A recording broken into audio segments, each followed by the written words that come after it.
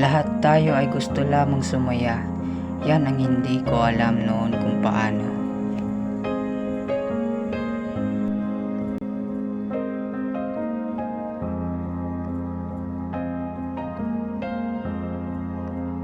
Ang dami nagantay sa librong yun ah. Sinulat mo yan? Oh, pre, lahat ng nasa librong ito, ako yun. Ang batang lumaki sa paniniwalang ang lalaki dapat matibay, dapat palaging tama, at walang karapatang umiyak. Nak, ba't ka malungkot? Wala po ito.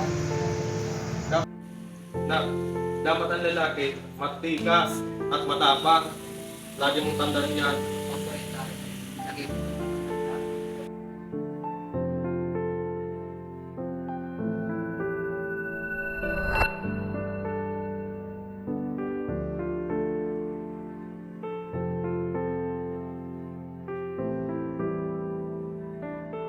Spring, ba't ka umiiyak? Lalaki mong tao, umiiyak ka. Ano ka, buddy?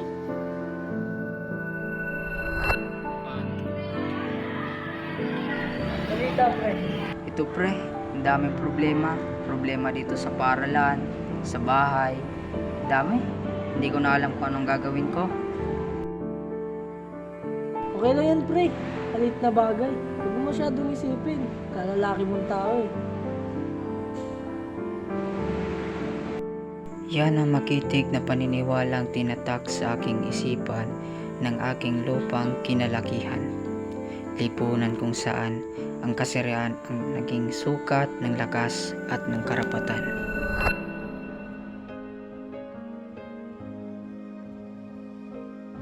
Grabe, di ko akalaing dumaan ka rin pala sa ganyan. Pero bakit mo naisipang isulat to ngayon? Kasi, akala ko, okay lang yung ganun. Andun sa, kita ko kung paano tingin ng lipunan, ang mga babae, binababa, na maliit, at higit sa lahat, binabastos. Ganyan din sa ating mga lalaki. Minsan, tahimik lang. Minsan, sabay sa tawanan. Pero alam mo, gusto ko sabihin sa kanila na di yun. Pero, natatakot ako. Natatakot ako na naniniwala ko sa gender equality. Kasi baka sabihin nila na mahina ako.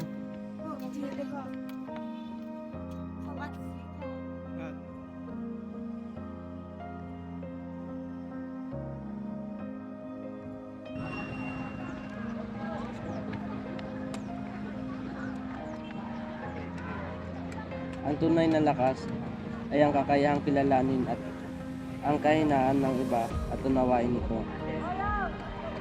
Sana matutunan ng mga mambabasa na ang pagiging lalaki ay hindi lisensya upang mangibabaw, kundi pagkakataon na may pakita ang respeto at pagkakapantay-pantay.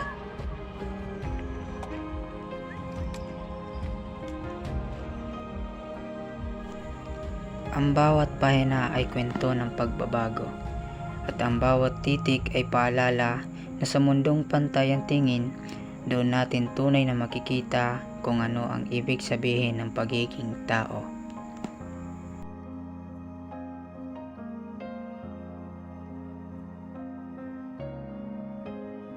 Thank you.